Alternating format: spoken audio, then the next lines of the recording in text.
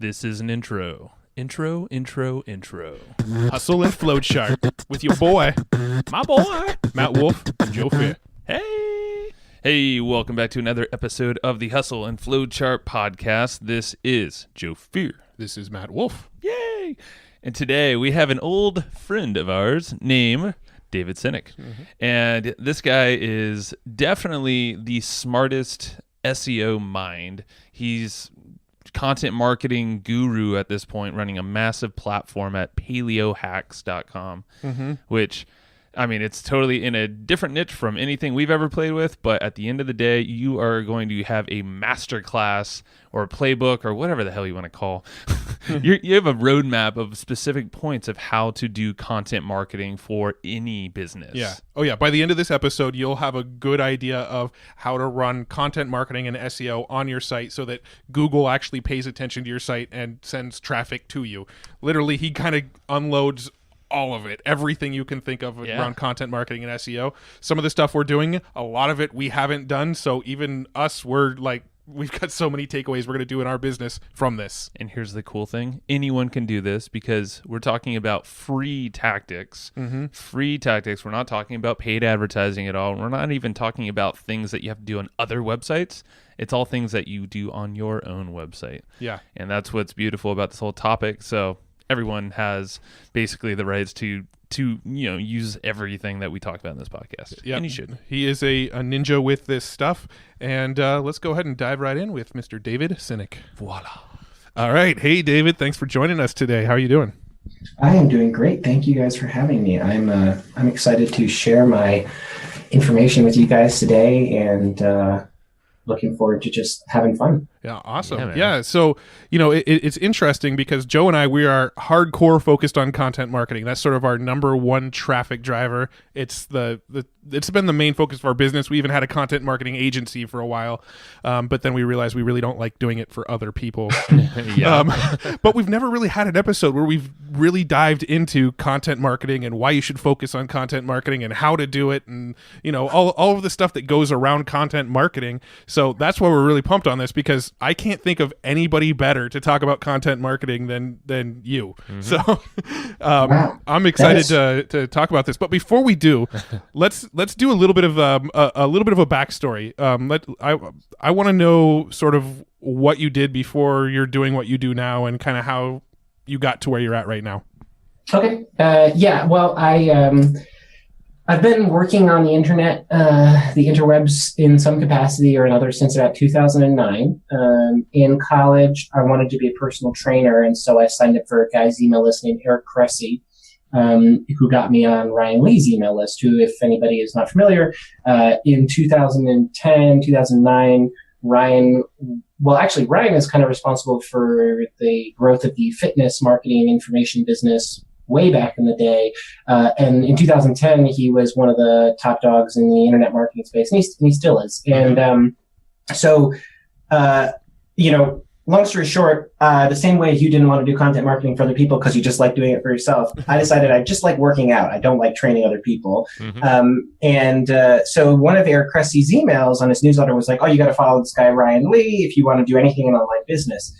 And so I went to one of his events, and I emailed him in advance because I wanted to intern for him, and also because the event was in Stamford, Connecticut, which is where I'm from. And I also, as a side note, couldn't believe anybody would ever host an event in Stamford. But it's funny because Stamford is actually a totally legit place, but it was my hometown, so it's like a weird thing to think that anybody else would like the hometown. It's kind of like that. You grow up and you just hate where you grew up. Right. Well, we live in San Diego, so it's hard to hate it here. It's hard to hate our hometown. But I probably would not have that same vibe if I grew up in SoCal. But I showed up. I interned with him for a bit. He introduced me to my first local SEO client. And a couple of other local clients in the New Canaan area. Through that, I bought a food drop shipping business, which was a complete and total utter disaster. Let's just say all the money that I had saved up at the time disappeared into a black hole called Magento. If anybody here has worked with Magento, the platform, you'll understand what I'm talking about. And then I got behind the scenes with a guy named John Romanello in the fitness space, launched a New York Times bestseller, worked in the women's and men's dating space with a guy named Adam Gilad. And then Paleohacks fell into my lap in 2013.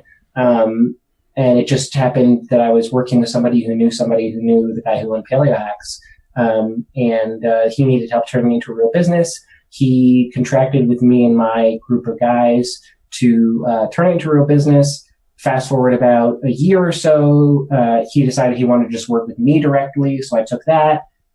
Fast forward a year after that, I brokered a deal between him and the current majority owner of Paleohacks, who is a guy named Mike Geary. And so Mike and I are partners in Paleohacks.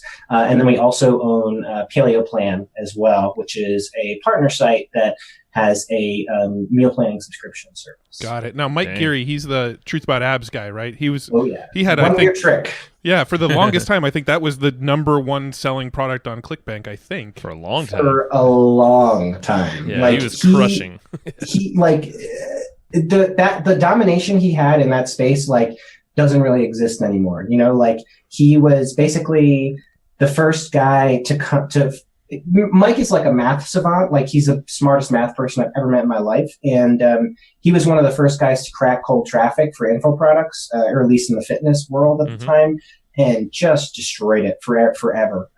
For 4 years straight. Imagine getting an offer to maximum scale and then just keeping that running for 4 years at that level. That's basically what was happening for him. So It worked out really well. Yeah. Worked out really well. No, I think when we first connected, it was in Washington, D.C. I think it was one of Yannick's underground events. Yep. Yes. And I think at the time, didn't you have an SEO agency? Yeah, that was probably, so there was two. It's funny because I met Mike in person for the first time at that event too. Wow. Before I was on his radar at all. And we had the most awkward conversation of all time. But yeah, I had an SEO agency back then. And that was also when I was still doing the food drop shipping. So yeah, I was probably trying to sell you guys or somebody else on hiring us for SEO services. Yeah, we didn't hire you anyway. But we're still friends. Well, I think you were flying back to San Diego at the time, I remember, because we all got people to rearrange their seats so we can all sit next to each other and chat about SEO on the flight home. I think I remember I remember talking about it in the car on the way to the airport, I feel like. Yeah, I think I was very hungover that on that drive. I remember in the van oh. Yeah, that sounds like the events back in those days. Yeah, times have changed. Yeah, man. I mean, it's so Paleohacks. So it's basically just the two of you guys. You have a team. What kind of team are you guys working with? So I have a couple full-time employees. We've got Charisma, who is my editor-in-chief of our content marketing operation, and she basically runs the entire show. If I get hit by a bus tomorrow, she's got it. Wow. Then she has an associate editor named Lauren, and Lauren helps Charisma do all the stuff that she does, helps edit content, helps, format stuff. She helps with guest posting and syndication, some other special projects. We've got Zoe, who manages our social media entirely. We have Spencer, who does our video content, she's basically Steven Spielberg or James Cameron or whatever is appropriate for the editing side of stuff. We've got, who else is on my team? Jill is my marketing manager. She's our newest hire this summer. She's just been absolutely doing amazing work for me. I think a lot of entrepreneurs get stuck trying to hire a clone of themselves, and I'm fortunate that I think I found that person, which has been really good. And then we've got customer service. I'm trying to think who else I'm probably forgetting. Oh, and we've got Rita, who does all of our numbers and analytics and things. Very cool. We've got a bunch of other contractors we work with, but those are the main thing. The next person we're hiring is a full-time developer. That's probably the next focus for us. Strong need. So with Paleohacks, what's sort of the business model behind there? What are the revenue streams and what is that business?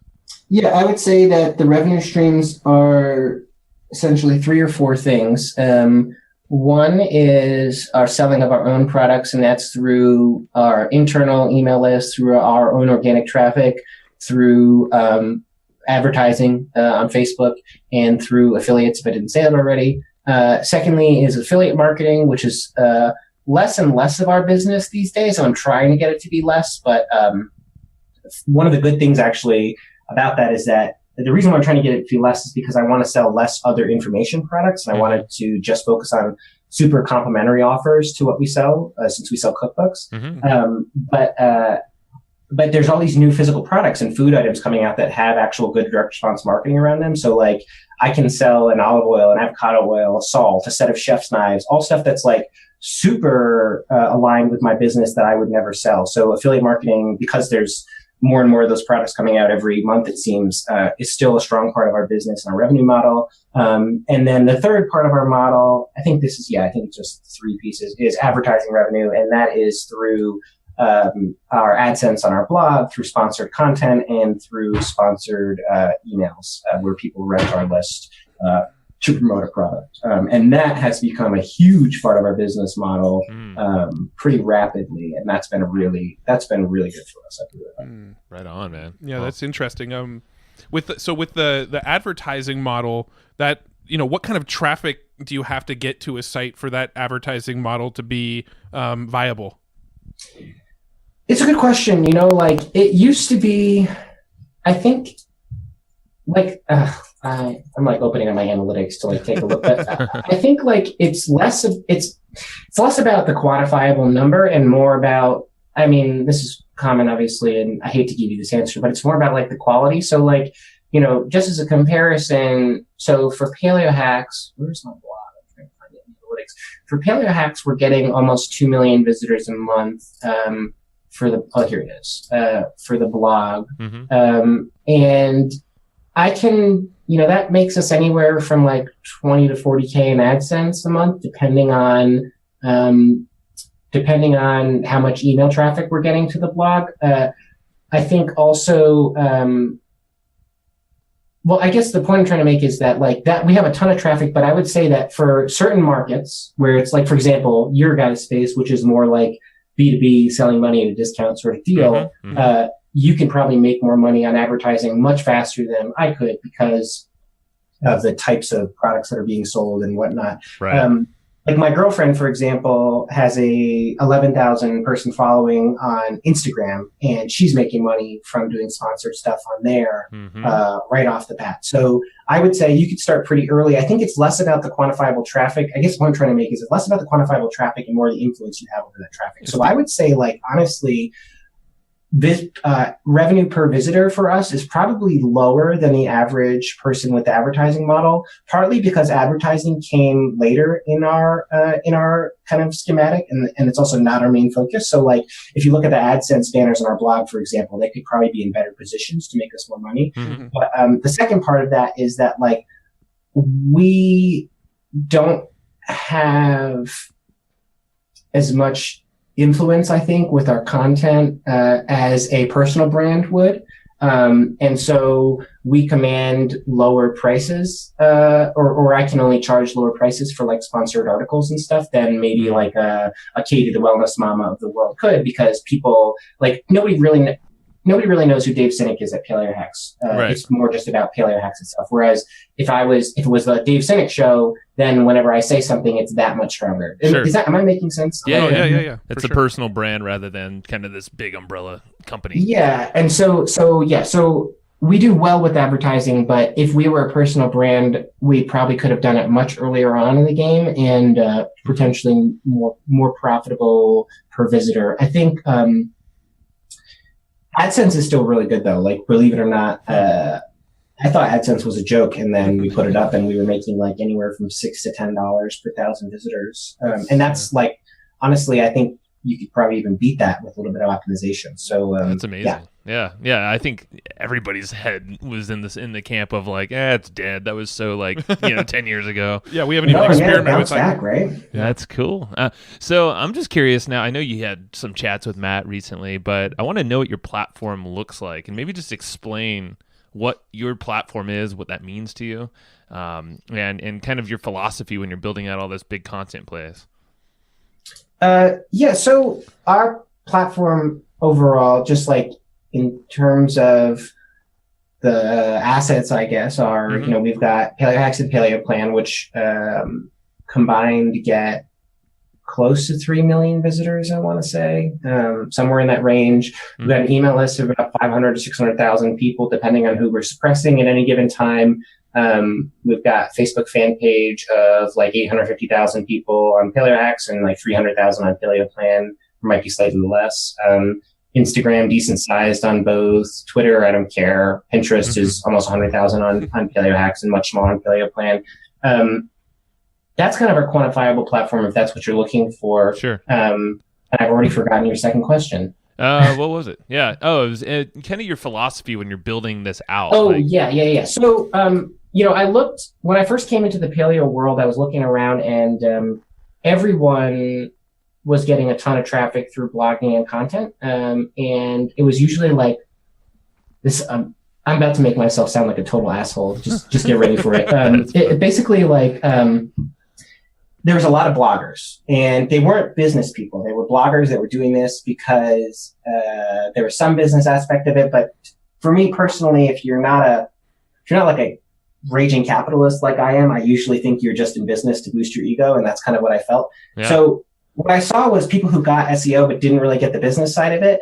And I felt like that was a big opportunity for me to come in and just kind of kick people out, basically. Just come in and kick some ass, which is kind of what we did. And so, at first, for a couple of years, our content was just getting crushed in a sense of we weren't able to compete in Google because we were a newer site. Our blog didn't get built to 2013, whereas some of these other paleo blogs were built in like 06, 07, et cetera.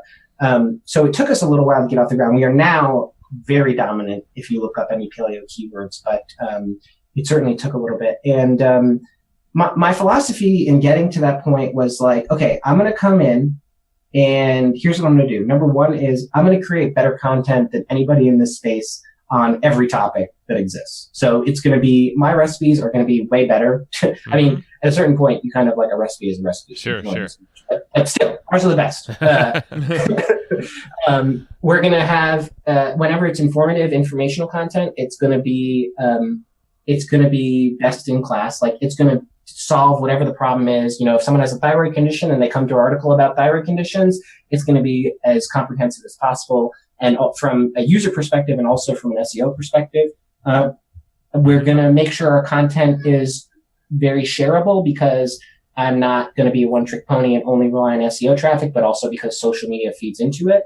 And then how I'm really going to dominate people in this space is, aside from just creating the best content possible, following SEO practices, following good social media practices, and using our email list as a leverage point to drive traffic to our content to help boost it quickly.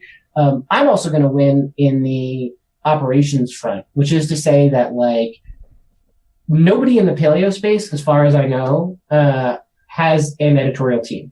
Like they might say they have like a team, but it's like one person who's doing the job. Like we have an actual, and this isn't, saying this isn't always that good. Like having a staff doesn't necessarily mean that you have a great company, but we have a staff and we are able to create an output at a level that most of our competitors can no longer keep up with. It's just because we've built a better operational thing and we've also made more money to invest in it. So, I hope that answers the question of philosophy. I'm just trying to be the best. There's nothing wrong with that. That makes sense. So I kind of want to dive into the sort of strategical elements of it a little bit.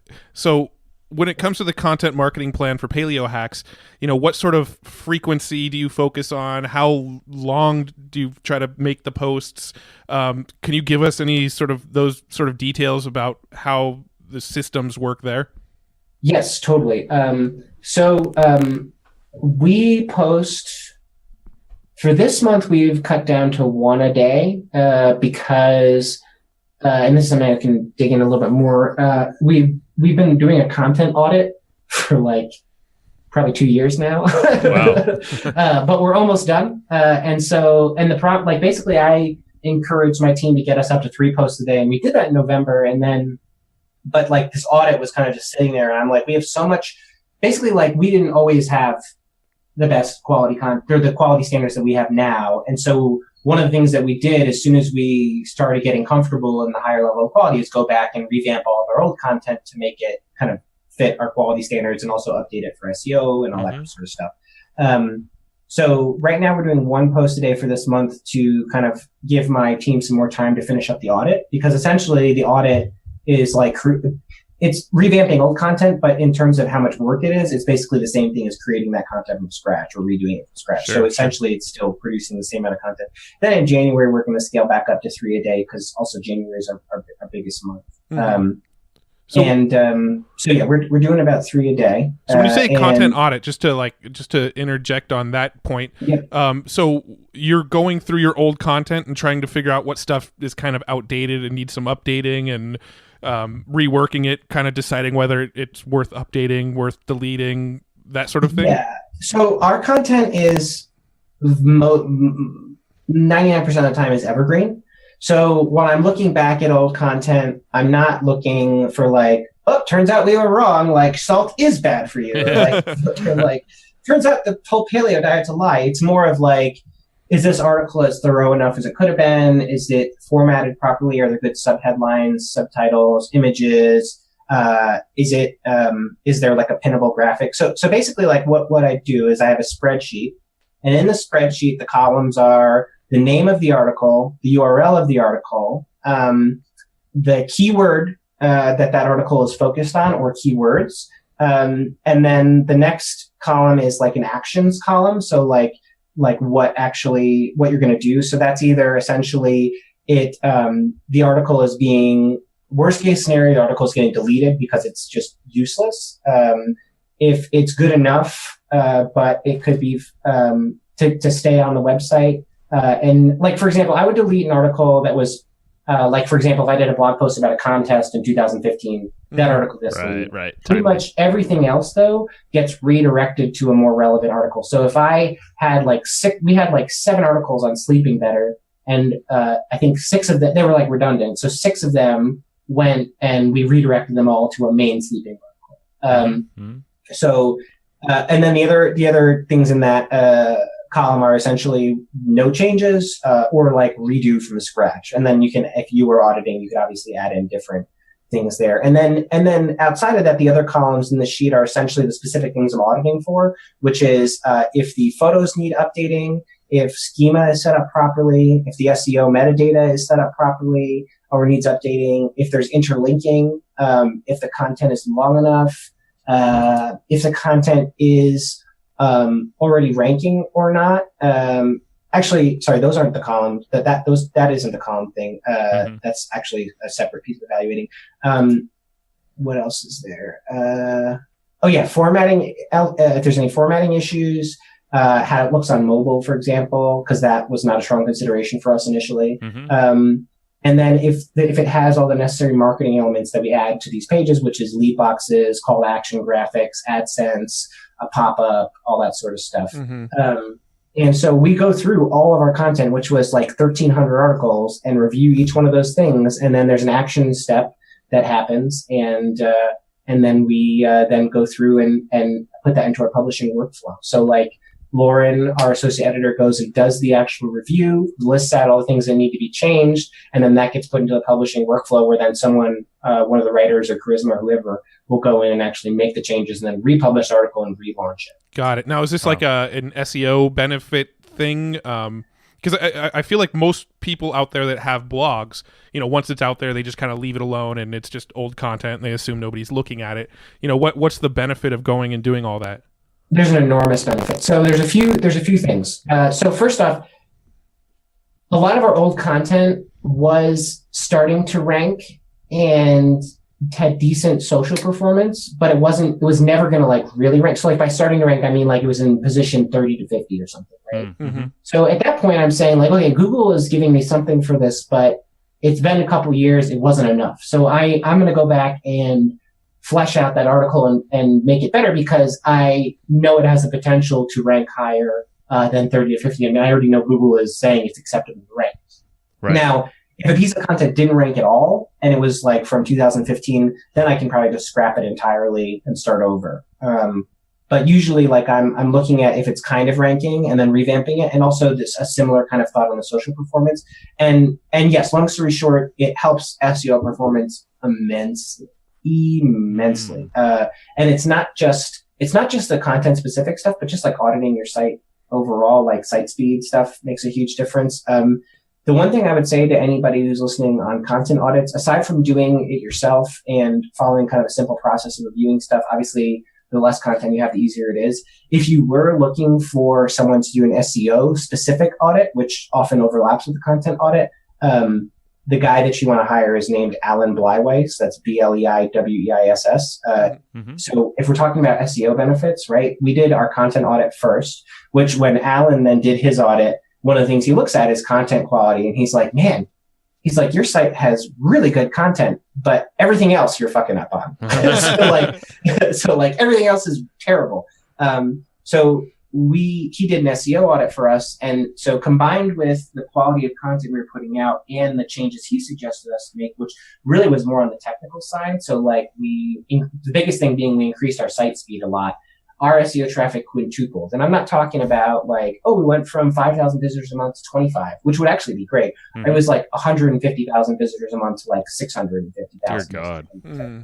So, yes, that is to say that auditing your stuff is enormously beneficial because Google's kind of measuring the average quality of your content. And if you have if you just recently, for example, started publishing really epic shit, but for the last 6 years you were not, those pieces of poor, content will, drag you down. Yeah. So we want to keep kind of the average content quality level as high as possible. And also because we have that content, it's an asset to us. We might as well leverage it properly. Otherwise it's just sitting there, Got it. So, all right. So right now you're focused on about 1 post a day, but you're going to shift it back to 3 posts a day. Is that based on sort of testing and you've seen that frequency is what performs the best for traffic, or how did you come to that conclusion that this is how much content we should be putting out? You say it as if I had a real process with that. It was more I didn't like 1 a day. We did 2 a day for a bit. And then I was like, we could probably do 3 a day and it wouldn't be a problem. And so there's a couple of reasons why I wanted to ramp it up. I won't say, yeah, we posted 3 a day and we doubled our AdSense revenue. I don't actually know if there's a correlation. I haven't done a strong analysis. And I think there's other factors aside from just producing more content, what the content is, how it's being promoted, and so on as to how it gets affected. But I would say that oh my God, I'm totally losing my train of thought. Do you see a strong correlation between frequency and traffic? If you're on days where you post 3 posts, do you see a spike in traffic on those days? I mean, are you able to work out a correlation? Not necessarily. It's basically it gives. The reason why I create 3 posts a day is because if we promoted it all properly, which we're still kind of figuring it out, but if we promoted it all equal, then yes, it would definitely boost our overall traffic because it's just more content. It's more stuff that we're posting on Facebook, more stuff that we're emailing about. The other reason why I want more content is because when I'm doing my newsletter, I'm often including multiple articles, and I start to run out of articles to promote if we're not producing enough content. And then the other big thing that's kind of a leverage point for us is that we own everything that is created in our content. So, one of the things I was telling Charisma, my editor-in-chief, in regards to the 3 posts per day, I think 2 of those are recipes. And so because we own our recipes, whenever I create a new recipe book, I can just say, hey, Zoe or whoever, can you go to the blog and curate me 70 crock pot recipes? Oh, yeah, that's awesome. If they're there, it takes all of 20 minutes for her to get the URLs, give it to our designer, and next thing we know, we have a crock pot cookbook. Nice. But again, if we're public, basically we started doing that a lot. And where it's at a certain point, you're every recipe book is overlapping dramatically. So I wanted to make sure that we were killing 2 birds with 1 stone by producing more content, not just because there is benefits of it in terms of more stuff to promote, but also because we use that content for other purposes as well. And I wanted to get as far ahead of the curve as possible. Got it. I have a question about, because we did a lot and we still do a lot of content repurposing. So taking the content one and then just distributing all sorts of platforms. Do you guys do that? The only repurposing that we do is is the recipe books, like I was mentioning. That was pretty dang smart. I like that. And then I guess in terms of inward traffic to help with SEO and referral links and all that stuff. So just for an example, when we make a new blog post, what I'll typically do is I'll take that blog post and maybe like a week later, I'll take that same content and put it on medium.com with a link back to our site. And then a week later after that, I'll put it on like LinkedIn Pulse. And then we'll actually have that content converted into a PDF and put it on SlideShare and Issue and Speaker Deck. And so one piece of content ends up getting spread to 15 different platforms that all link back to our site. I'll be totally honest with you. I am not against that strategy, but I've never really had a lot of success with that sort of approach. I think it also depends on the market that you're in. Like obviously, like, I don't know, for example, like you guys have LinkedIn's blogging tool, like you're discussing, as a channel that and Medium as well, which is both places that have very relevant audiences for you. I guess I could post some of my stuff on Medium, but I think the paleo space doesn't quite, and I get that it's not just reaching audiences. It's also like from a, like, you know, if someone happens to stumble across it, why not? But I there isn't quite that sort of, website like LinkedIn's blogging for paleo, other than Facebook. Like Facebook is where the vast majority of our audience lives. And so I don't care as much about like the slide shares and the you know, distributing it like that, as much as just really honing in on the key channels, which is Facebook and also Pinterest as well for us. So we strongly focus on those platforms.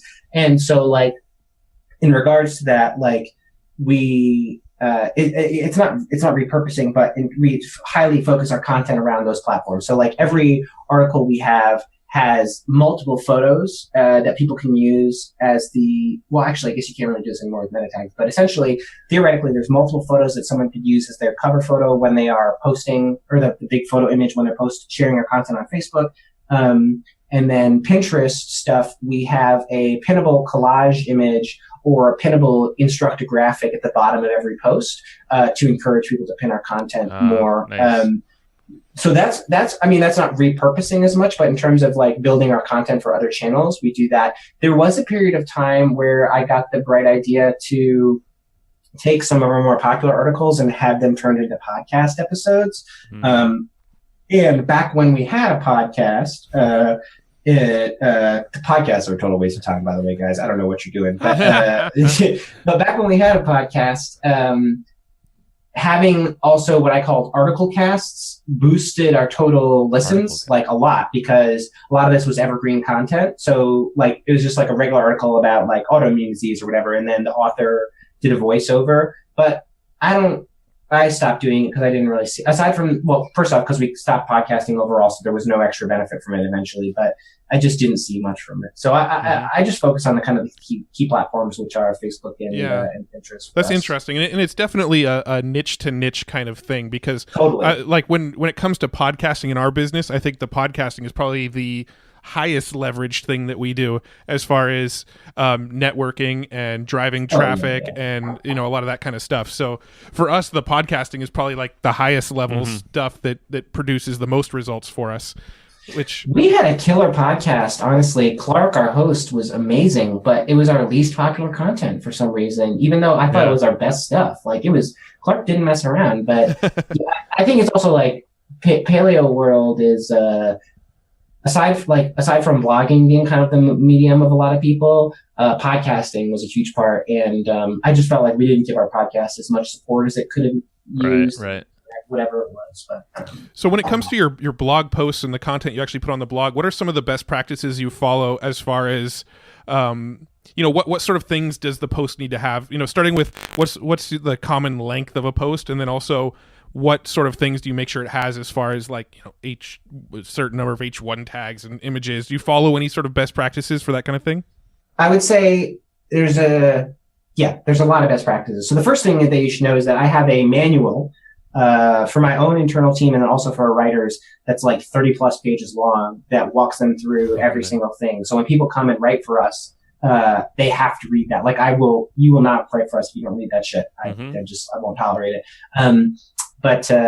So I'll run through kind of the list of stuff. I mean, a lot of these are just going to be on-site SEO factors, but then I'll talk about some more specific stuff to us. So First off, length of the content, we go for 1,000 plus words. For recipes, I'm a little bit more flexible on that. So it's like 750 words or so. At a certain point, you've said enough about a fucking chicken cacciatore recipe. I mean, and I'll be honest, I'm pretty sure in our writer's guide where we say like, and include a 150 to 250 word introduction, there's probably something in there that says like, just bullshit your way through it. Like, God, I don't I don't know what to say. Like, oh my God, this recipe's tasty. Here it is. And then you say it like 6 more times and then the recipe. But, anyway, so longer content on the actual informative articles. And I do think there's a point of diminishing returns where, I think longer content almost always ranks better, but I'd imagine once you get above like 4,000 to 5,000 words, depending on the market. But I mean, like health, you start to run out of people's attention. And I think there's a certain point of diminishing returns where it stops getting as good share traction and whatnot. So we try to keep the upper limit at like 2,500, I would say. So you have your keyword in the title, the URL, and in the post content. That's just very small piece. You have your meta title and description tags. And that's for Google, for Facebook. And I think Yoast has a Pinterest section. I forget. I'm not in there these days, but we have a different meta title. This is important to note. We have a different meta title and description for Google than we do with Facebook, because with Google, obviously people are searching for stuff. So essentially, if they're searching for how to fix my thyroid disease, the headline being how to fix my thyroid disease or something that's very specific to their question is going to be better than what it would be on Facebook, which would be like very much a curiosity based click, because people on Facebook are just there because they're taking a poop or something. They stumble across your stuff. So Yoast lets you do different ones for each platform. That's good. We try to include media when appropriate on our content. That's video, audio, and images. I mean, every piece of content you'll see on our site has multiple photos usually. Audio is less often these days. And then video, we layer that in if an article performs well, like if it gets a good amount of shares over, I wish I could give you like an exact number, but it's kind of by feel a little bit. If an article performs well on social and email, we'll add in a video and embed that into the article as well. Because I think, well, for a couple of reasons. One, because there's no way YouTube is not being rewarded, there's no way Google is not rewarding people for embedding YouTube videos in their content. That makes sense. People engaged. We get passive YouTube traffic and subscribers from it, and it's just good. So we do that. We have recipe schema, and I would encourage anybody listening to this who has food content to, if they're not doing schema, look into this. It's a very technical conversation, and I honestly would have a hard time explaining it, but essentially it's code that goes around your recipe content and also other types of content to help Google distinguish what that content is. And by making Google's life easier, Google will reward you. Are you talking about like, let's say I go on Google and I search like how to tie a tie, right? Yeah. And the first thing that pops up is like a little gray box that says like step 1, do this, step 2. And that's like pulled from somebody's website. Yes, those are the search snippets, and that's what schema lets you do. If you don't have schema, Google will never put you up there. If you do have schema, you give yourself the opportunity to be in that position. Cool. Got it. So you can get more traffic. It's a money spot. Yeah. Okay. Social sharing, that's not really, that's after the fact. Interlinking, so we link to multiple other posts that are relevant on our site internally. We also link out to sources and authoritative websites that are relevant. This is not, and then 3 other things I would say that are extremely important, but not necessarily in the editorial process, are making sure your site is secure. That happened in October. I think that Google is like all in on SSL certificates now. So if your site is not HTTPS yet, you should get on that. Secondly, mobile friendly. Again, that is actually something we check for every time we publish a piece of content, because depending on the formatting, it can look weird on a phone. But in general, like, has to be good on mobile. And then site speed, which is more of a holistic thing. As I mentioned earlier, that was a huge part of what we do. A huge part of our growth in traffic. So then beyond that, in terms of like the marketing layer that we put over that, and also like, I'm not going to talk about like how to write a great sentence or a great paragraph or anything like that, but charisma takes care of all that. So like by default, assume when I'm talking about this, that our content is like well written, stellar, and thought out and all that stuff. So the other piece of this, where is my note here, is the marketing layer. So here's what we also add in to monetize our content.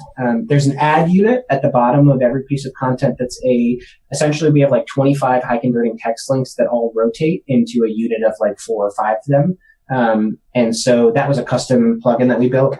So that's below each article. That generates a good amount of extra money. Every piece of content has 3 ads and banners, though right now you probably won't see them because I made a boo-boo and we're getting unsuspended due to my incompetence. Just basically had a tech issue that got us in trouble with them that I just missed. Anyway, but those will be up hopefully by the time this is published. We have a specific relevant call to action at the bottom of every article that I think we do it manually sometimes, but for the most part, we've actually built, using our tagging in WordPress, a system so that the call to action graphics get put in, what's it called? By tag. So I can do it in bulk.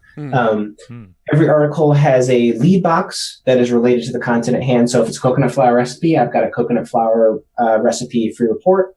I guess it's more of like a free cookbook.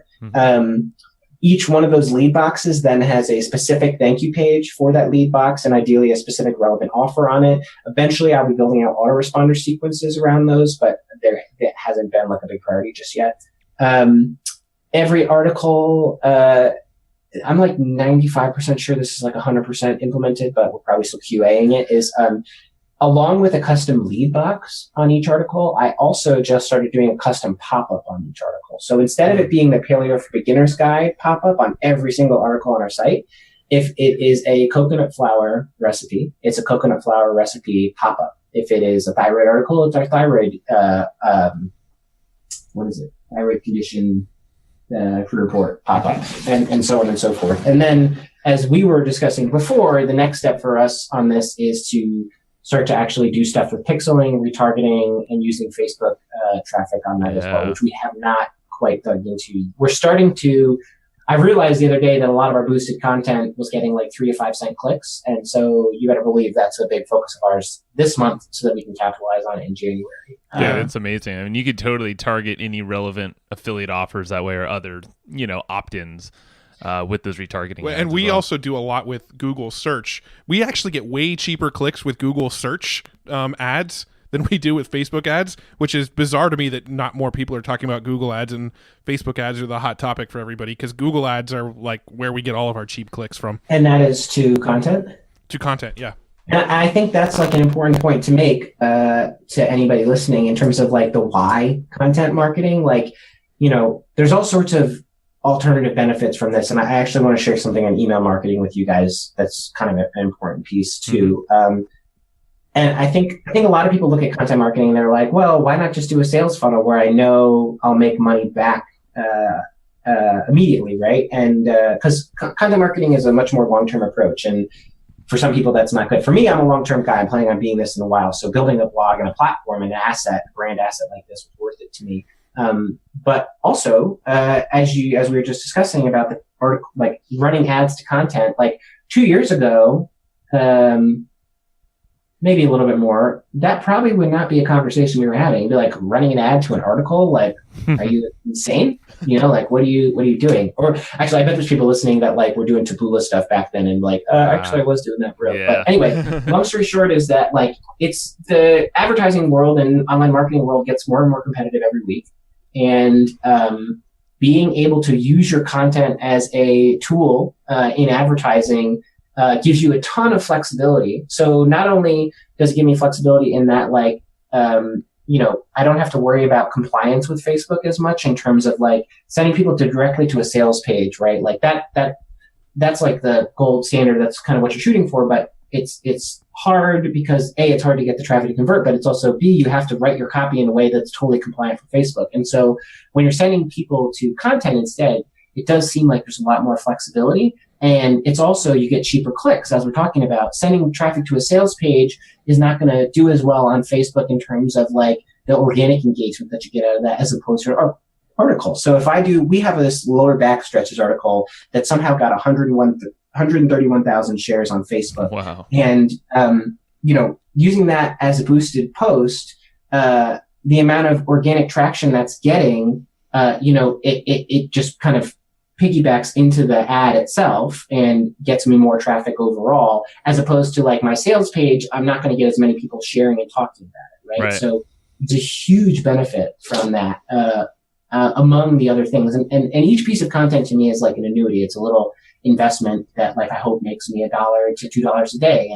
And I hope that I can continue to add an extra $1 or $2 a day, every day. And then also throughout the year, optimize our content so that $1 becomes like $1.50 per article, through better marketing practices. Yeah. So. It's interesting. We actually don't look at our ad spend on a per article basis or a per, we look at our whole ad spend in aggregate, right? We look at the whole ad spend on a month, how many sales we made from that ad spend as a whole. We don't look at any one individual ad.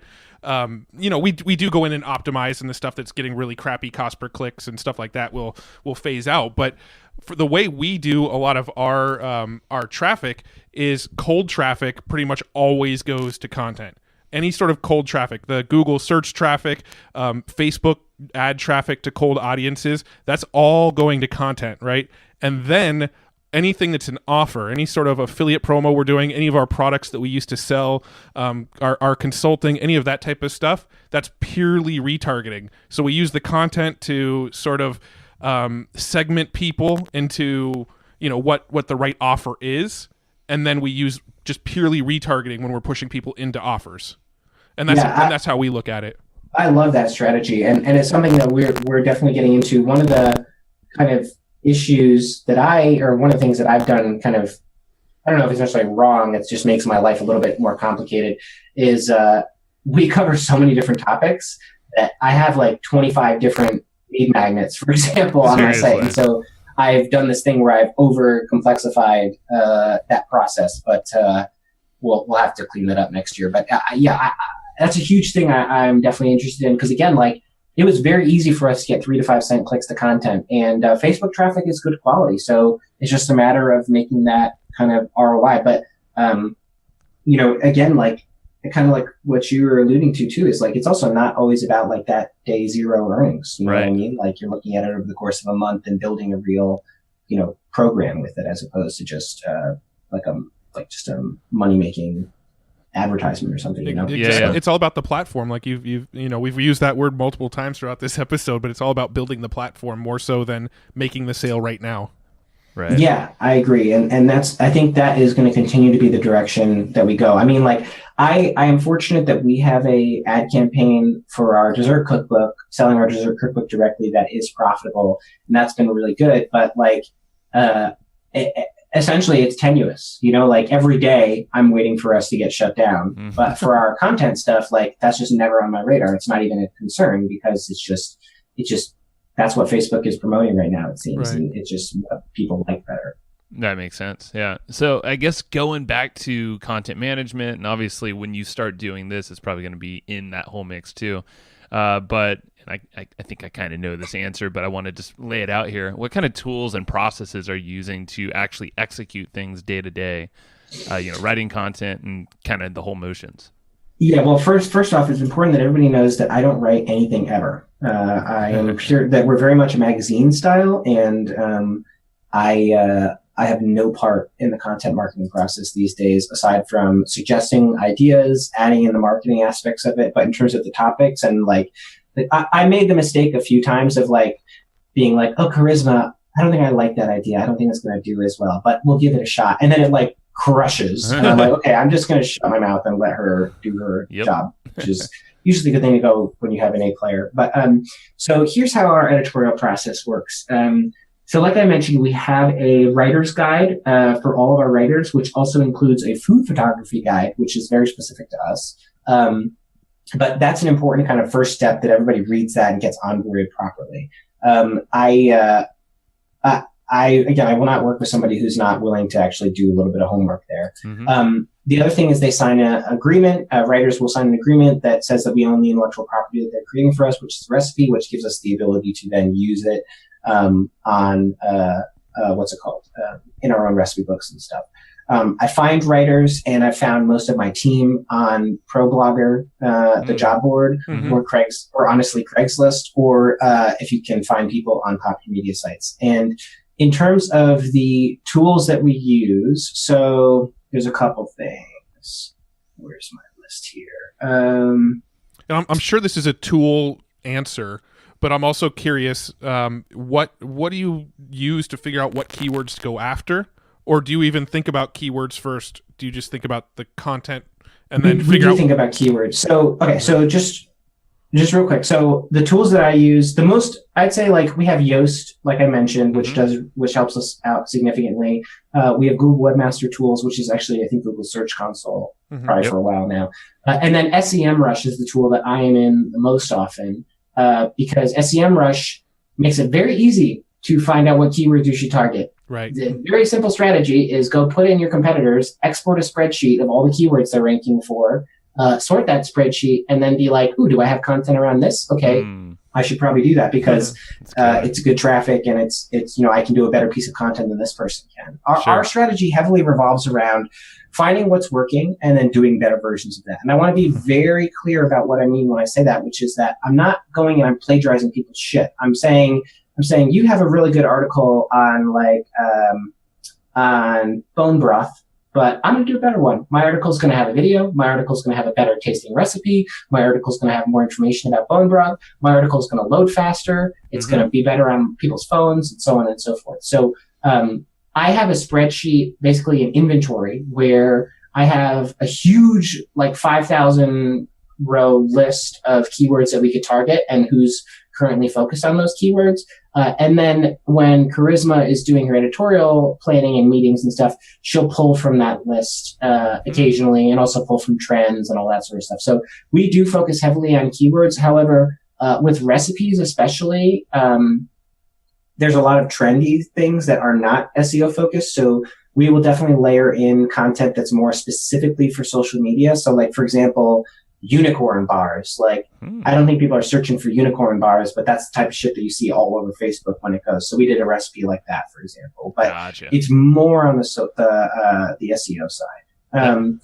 So in terms of the actual day-to-day operations, so we use Trello and Slack extensively. The way that we use Trello is we have 3 main boards.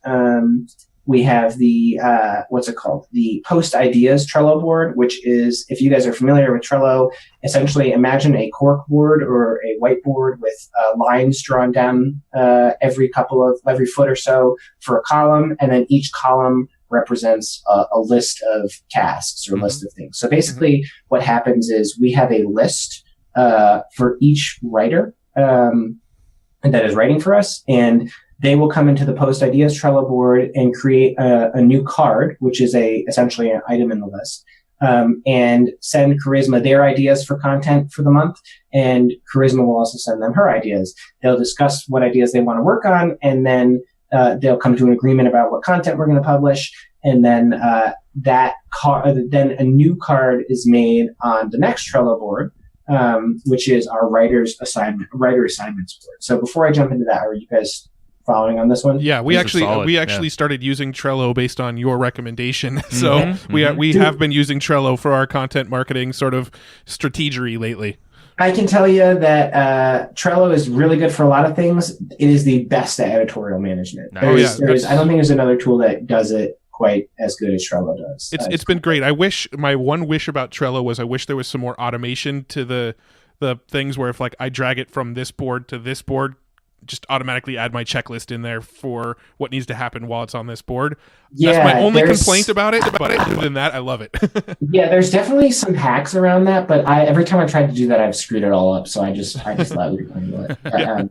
So the second board is a writer assignments board, and that's where you've come to an agreement on the article, and now the writer, it's now an assignment for them. And so the same formatting on this board, which is that there is the board and then a list for each writer, and under each writer's name is a list of each article that they're currently in the works on. They then will submit the article to the Trello card, tag Charisma Editor-in-Chief, and then she'll go and do her edits and stuff, and then eventually they will say, okay, it's good. it's good. Let's move it on to getting it ready for publishing. So we then move that cart off the writer assignments board and move it to the content marketing the editing and QA board. And it's funny, you just said the thing like a templated checklist, and I'm like, holy shit, I could probably revamp this whole process with checklists. This QA section, I'm like, shit, I could do this in one list as opposed to 5. Anyway, so I'm like, guys, don't listen to me. I'm changing this all tomorrow. That's cool. I'm actually about to make a video of how I've set up our Trello board, and it's going to go on our blog probably next week or something. So I'll send that over to our workflow.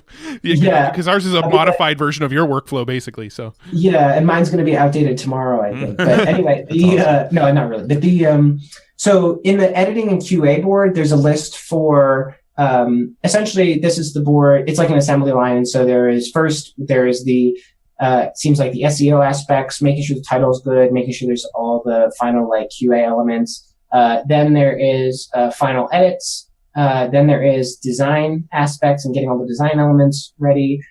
Then, putting it into the ready for publishing, which is where it gets the final sign off from Charisma.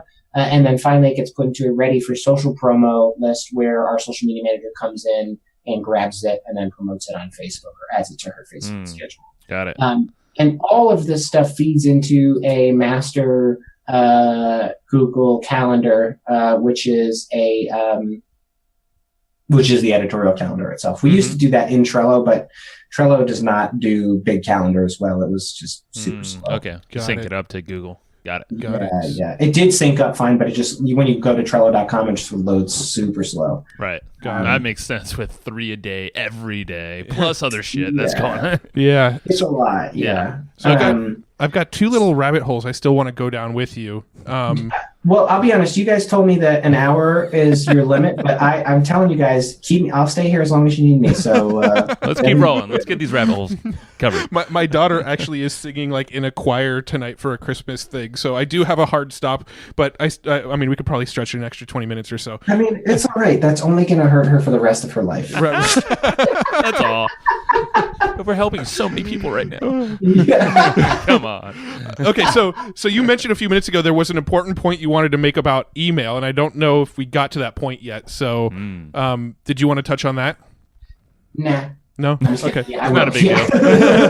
Yeah, let's do it. Okay, so this is a really important piece of this because I feel like I've talked about this quite a bit with direct response marketers. And they all kind of come back to me and they're like, this seems like a really roundabout way to make money. You know, they're like, why not just focus on sales funnel stuff? And my answer is usually, well, we also do that. But there is, aside from like, you know, the AdSense money, which in the grand scheme, I mean, I'm not complaining about it, but in the grand scheme of things, it's, you know, it's not as high. Like AdSense is a smaller percentage of our income than product stuff by a long shot, but also,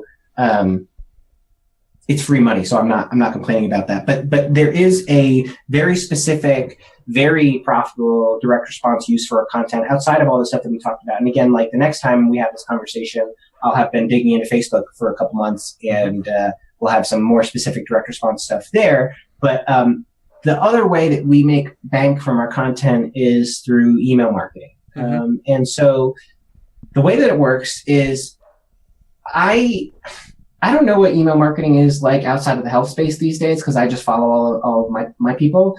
But one of the things that, you know, you guys I'm sure are aware of is like, you know, if you promote just offer after offer after offer to your list every freaking day, people are just going to be like, leave me the fuck alone. You know, I don't want to hear from you anymore. And a few years ago, you could just do that and it wasn't a big deal. But now there's like, and I mean, there was a lot of people a few years ago, but there's even more people now doing the same shit. So like, imagine you're on 100 different email lists and they're all emailing you the same stuff all the time. And it's always offers. Like eventually you're just like, fuck this. So I'm very much, like I said, I'm a long-term approach type of person. And so I would say,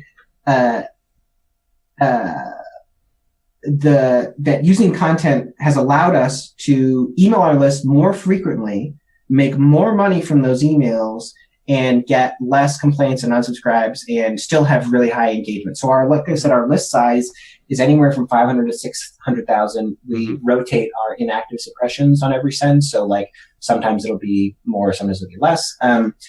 But we still are getting anywhere from 18 to 25% open rates on that size of a list. And unless I'm missing something somewhere, I'm pretty sure that's pretty solid in our world. Oh yeah, definitely.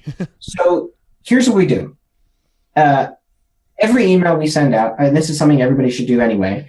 Every email we send out, we track our subject line performance and email broadcast revenue. So we know what topics get the highest performance, but also the specific subject lines. And when I promote an offer, I always will have a couple of articles that I've mailed to my list before that I can use to promote that product. So let me just give a very specific example because I'm getting too vague here. So here's how it works. There is an offer called Unlock Your Hip Flexors by a guy named Rick Casselge, or Castle J, as I like to call him. That's not how you pronounce his name. And it does super well for us. It's one of our higher converting offers we promote as an affiliate. And, I can do the solo for that. I can do a solo email promoting his product like this month, right? But then I'm probably not going to want to do that again for, I don't know, at least another month, if not a couple, like 2 or 3 months. I'm not going to send that solo out, no matter how much it made, because people are just like, okay, I heard about it already, right? Now, what instead I do is, it's funny, I'm talking about it like this. This might not be that mind-blowing for some people, but for me, this was like a big thing for us when we figured it out, is I'll take an article. So I have an article called 13 Stretches for Tight Hips that performs insanely well on social. And so I usually use social, like how it performs on Facebook, as a baseline for like, okay, I should try this as a lead article in my email because I knew it performed well on Facebook, so it'll probably perform well as a subject line. So I have this article through 13 Stretches for Tight Hips, and I will use that article as a lead article with the subject line hip openers, because I've tested a shit ton of subject lines, but hip openers was the one that got me the most clicks. And so the email will look something like short introduction, like a sentence that says like, if you've got tight hips, then today's article is going to make sure to give you some sweet, sweet relief. Make sure to check it out. And then there's going to be a link to the article below. Now, right below that link is a couple of, lines, or just a line. And then I put the ad creative for Unlock Your Hip Flexors right there. And so essentially what ends up happening on this is that I will make something like, depending on how many times I've done this already, but usually on average, it's going to be about 80% of what I made for that solo email. So if I made 10 grand on a solo email, I'll likely make 8 grand as a sponsor. That will fluctuate too, depending on how tightly relevant the article lead that you're using is. Like, for example, if I use a dessert recipe and then the ad below it was for the hip flexors offer, that probably would not convert as well. Got it. So basically, like, I'm having these articles that are super relevant to the offer, using that article content as a subject line to get people who are interested in what that offer is going to be to open that email, not because there's an offer in there, but because there's content. And then some of those people will definitely click through and read the article. In fact, a shit ton of them will. But then a huge amount of them will also go and read the ad below and buy the thing.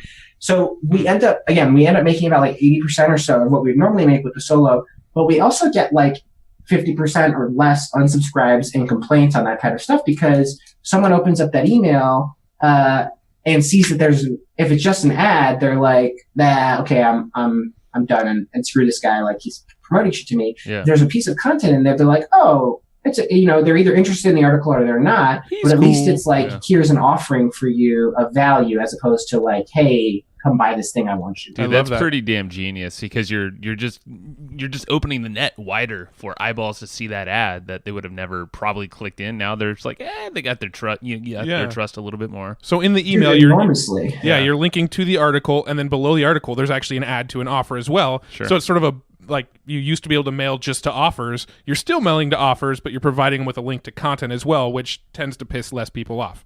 Yeah, I still will do affiliate solos, don't get me wrong, but those are much like, because email deliverability, this is also something that's a relevant concept too, is like, because email deliverability is getting tougher and tougher, this strategy has allowed us to still make good amount of money without burning our list out and pissing them off. But I still will do affiliate solos, but just only for like stuff that really kicks ass. And then that's about it. But Love but it. this is great because like when I find a home run offer, I can promote it like 7 times, Oh, yeah.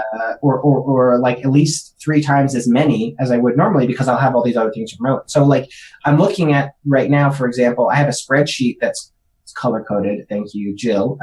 That's color coded of all of the emails we've sent out, and basically like which subject lines did the best in terms of open rates, click rates, and then also revenue. So we can, essentially I can go back and see, okay, this solo did really well, so I should go and this other article that's relevant to the solo did really well previously, so I should combine the two or just reuse it or something. But like, yeah, it's an amazingly effective thing to give you more excuses to email your list. And we email our list every day, and this allows us to really do that without suppressing response. And again, I think this is a big reason why I think our open rates are Still so higher freaking than awesome. average. I love that. I mean, that's something we're going to probably implement starting tomorrow. Literally, like there's no reason not to.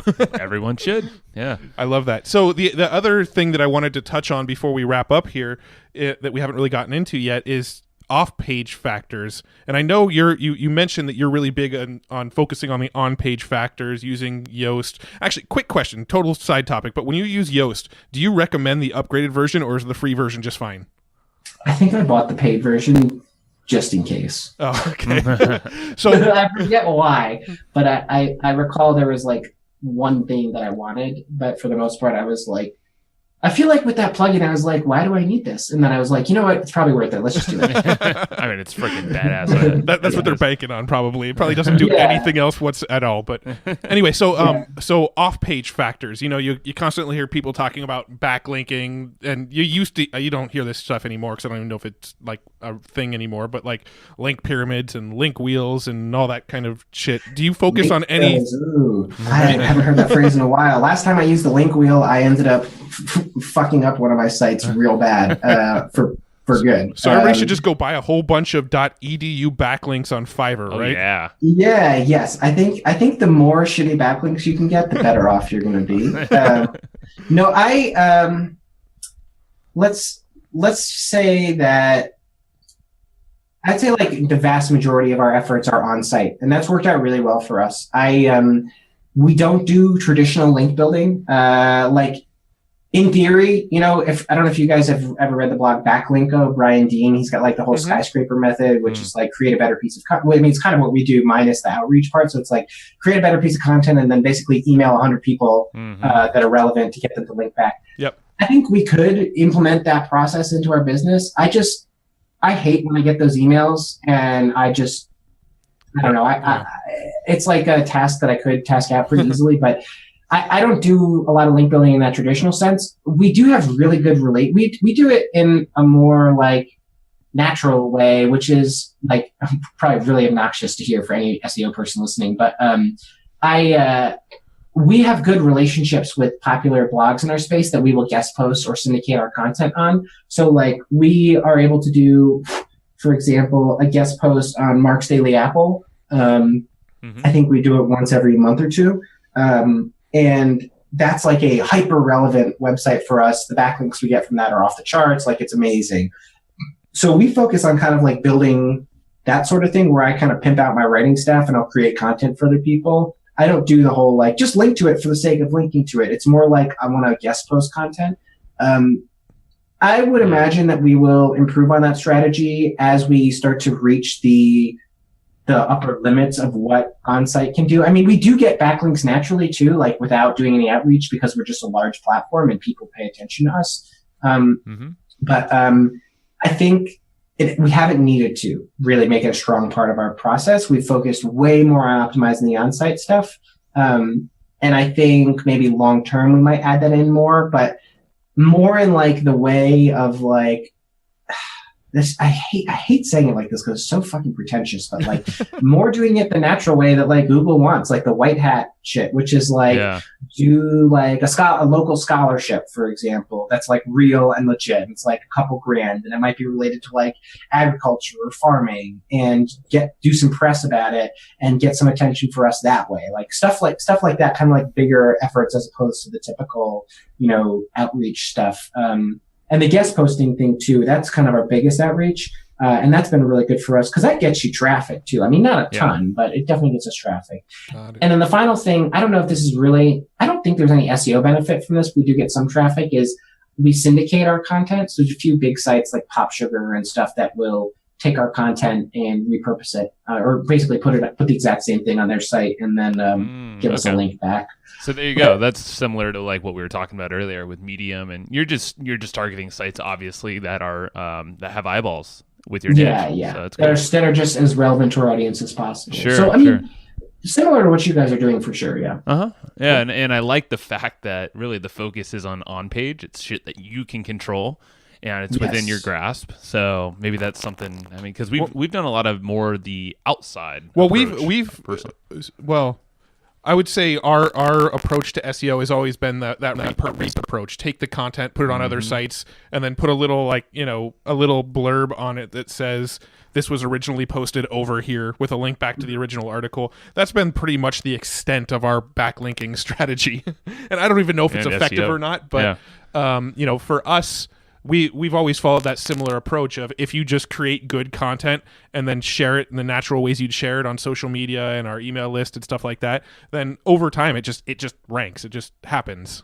Yeah, and I mean let's be very clear too, though, that it's not just about the quality of the content. It's also like it's I don't want to say highly technical because I think that's overstating it, but it's also very much a technical aspect of it, like the stuff we're talking about, the site speed, making it look good on mobile, making the formatting good, making it, you know what I mean? Like there's all this foundational stuff that you need to have. Like basically, long story short is like this, right? If my site loads slow, I could have a fucking backlink from the Google home. Actually, I shouldn't say that. That's probably not true. I'd imagine if I was on the homepage of Google, I'd be good to go. But let's just use that as a hyperbolic example here. If my site doesn't fucking load on your phone or your computer in a prompt period of time, I'll never rank no matter what links I have. So I think it's definitely a quality aspect of the content, length, and all that sort of stuff. And it's also the technical side of it is making sure it's accessible and usable. For sure. Cool. Yeah, and one thing we did too that seemed to help with our rankings as well is we focused on the AMP stuff with Google, the accelerated mobile pages. Yeah. There's a couple plugins that we had to use. I don't know the name off the top of my head, but you may know what I'm talking about with the AMP stuff. Well, I know what it is, but we looked into it last year, and our SEO guy was kind of like, he was bearish on it because he wasn't certain that Google was going to keep it. But I guess since they've been around for a year, it might be worth revisiting. We do Facebook instant articles, which is obviously very similar, though not SEO related at all. Right. But I'm very curious. Yeah, I'd be curious to learn more about the AMP stuff because I bet you, I mean, when we're talking about site speed, those are the fastest pages. I'd be curious to see. That's something we should test on my side for sure. Yeah, my only downfall with the AMP stuff is it kind of wreaks havoc on our Google Analytics because every single page that loads through AMP is like a different URL. Domain, but other than that, it does. We do get a lot of traffic to our. When I look in Google Analytics, I can see a lot of the AMP pages are the pages that are ranking. Yeah, no, I mean that's not surprising to me. I mean, I got to tell you guys. I think like you could ignore 99% of what I said about SEO and just focus on site speed and you'll see the needle move for sure. That's very sweet. Cool. That's great feedback. Yeah. Well, cool. Time to do that audit. Cool. Well, let's wrap it up, huh? Yeah. Oh man. I mean, I'm sure we could probably do a round two if you're up for it. I'm always down. Yeah, I know you are. We go way back, so we have a lot of history, and there's a lot of shit that we haven't covered. So, dude, you always amaze me with just like the wealth of knowledge you have, and you're always applying it in some freaking creative ass way. And now this is the biggest operation I think I know you've run. It's as far as I know, it's the biggest operation I've run too. Yeah, there you go, man. So. Every day well, first off, I really appreciate that, and I would just say like every day is kind of a new adventure. I've never had a company this big before, sure, and so I pretty much am learning something new about how to run this thing properly every day in a various form of a panic attack. But yeah, it's great. Just play more Ultimate Frisbee and you'll be fine. Yeah. Well, I got that. Tonight's Ultimate Frisbee is at 9:20 p.m. Believe it or not. Oh my god! Okay. I still have more Frisbee to play today. That's crazy. So we do have like a few little wrap up questions that we ask everybody. Do you have any books that you find you recommend to people often? Maybe on the topics of SEO or content marketing. or just on business in general. Either way, we're always looking for new books. I would tell you, when it comes to like the hard skills in digital marketing, books are probably never going to give you that sort of info. Like there's probably no book on SEO that is timely, right? Because the day it comes out, first off, let's say it comes out January 1st. That book was finished like in April of that year. Mm-hmm. It's already out of date.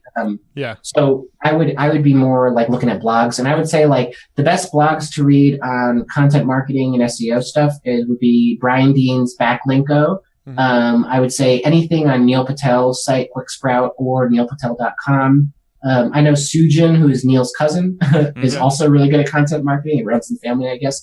And his site, I think, is sujinpatel.com. Eventually, when someone asks me this question, I'll have my own place to send them to. But for now, I'm focused on the paleo world. In terms of books, though, the two books that I would recommend people read, one is a business book and one is not. Actually, and before those, I would say read everything Dan Kennedy's ever written. Do that first. Yeah. That, like, will set your head on right. But Traction is a business operations book that I love. Mm-hmm.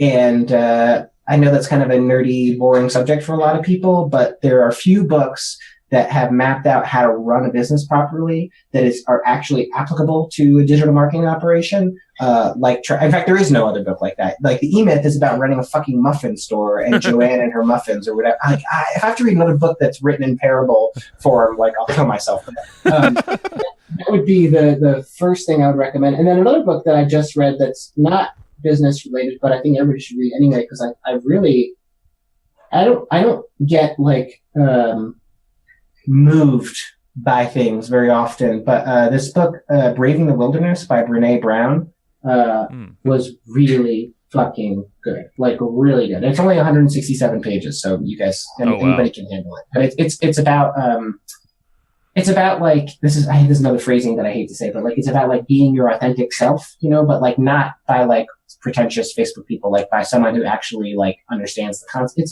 It's fucking good. It's a really good book. It'll make you like ask a lot of questions about yourself. It's cool. It's I am gonna get that tonight. Very cool. Looking it up right now. Have you ever read the book Content Inc. by Joe Paluzzi? I have it on my phone as a Kindle book. I know who it is. I have not really. As far as content marketing goes, that's probably one of the better books I've read. As far as just sort of a good go-to, like you can flip open that book, flip to any chapter, and kind of get an idea of something to test. Yeah, my impression was that it is a really good starting point. I thought it was good. I think I ended up not reading it too much because of what I was saying before is like, I was like, oh, I know this book is like multiple years old. So right. I bet you he has some stuff in there. I usually like, instead of reading the book, I just would go to the guy's blog and the Content Marketing Institute and read stuff on there. Makes sense. And if you ever want to write about content marketing or SEO or any of those topics, you're always welcome to write for the Evergreen Profits blog. If you don't have an outlet, we can be that outlet for you. That's cool. Yeah, we can definitely talk about that. I'll add it to my guest posting strategy. There you go. Very cool. All right, man. Well, where do you want to send people after listening to this? Where's the best place to connect with you? Obviously, everybody should check out Paleohacks if that's a topic that really interests you. But is there a place where you connect with people? Facebook, I guess. Facebook. Yeah, I really wanted to get the domain daverants.com because that's all I do. I like your rants. Your rants are awesome, though. I think I've liked every single rant you posted. I got really good feedback, so I was looking it up last night, but someone already owns daverants.com, and he has like these weird. He has like a really long post about the gender wage gap, and I was like, I can't buy this domain from this guy because people are going to look and be like, wow, Dave really hates women. Oh, jeez. So I wrote it, so like, nah. I have to find a new domain. So what about David Rants or Sinick Rants? Sinick Rants. Ooh, Sinick Rants. That's not bad. Not bad. God, anyone has that. Yeah. I'll come up with something. All right, cool. Buy it before we publish this. Yeah. Very cool. All righty, man. Well, thank you so much. This is like a masterclass of content. Oh, yeah. No, I'm going to call this episode like the playbook of content marketing and SEO or something like that, because this was form. Like we covered a lot of ground. Good. I'm glad. I like I said, guys, I'm incapable of doing this in a short process. And every I should probably have a disclaimer at the beginning of any time I get interviewed or something of like, this is not going to be like 5 tips for whatever. It's going to be like, I'm going to literally tell you everything I know about this 5 hours until you make me stop. Like, there's no reason for me not to share this. Like, that's true. I could actually give someone, and I'm not going to do it, but I could actually give someone all of like our proprietary data, and I still don't think people could compete with us. I think, like, dude, I just love the business model that and the mindset you have as a company to just do better work and just be better. And if anyone just approaches business in that fashion, not even just content, but business, I mean, there's so much data out there. You could see what works already, figure out how to do it better or different, whatever it might be. And can I just say a cliche? Yes. We all have the same 24 hours in a day, right? If I'm going to fucking do something, I'm going to do that shit right. And I'm going to do it the best I can possibly do it, because I just don't see the point in half-assing stuff. And I don't think it benefits me. I don't think it benefits this audience that we have. Like, I'm trying to do shit the best possible way. And like, you know, I'm always looking at competition from like the really big players in the space, not like my direct competition, but like the people that are a couple tiers up. And that's something I would suggest to anybody too. Like, go for the fucking gold, you know, shoot for the moon, whatever other metaphor you want to use there. Like, it's, we're all going to, the day is going to go by anyway. So you might as well do it. You know? Yeah. Like, I just think, I think everybody should have more of the, you know, let's do this best approach. Hell yeah. I love it. Go, man. You're a very generous person and very generous with your time and your knowledge. So we really appreciate it. Thank you, Mr. Sinick. Yeah. Thanks for having me, guys. Thank you. All right, man. We'll talk soon. All right. Thank you. And I hope you just enjoyed this episode you just listened to. Now, right now, before we sign off, I have a few things I would love for you to do. So the very first thing is to go find our guest on Facebook and tell them that you loved their episode with us. That's going to help them just feel good about themselves, but also it's going to spread the word a little bit more for us. So go find them on Facebook. Everybody's on Facebook, and go say that you love their episode and maybe one cool thing that you learned there. The second thing is to go to iTunes and subscribe to our podcast. Just look up Hustle and Flowchart and hit the subscribe button.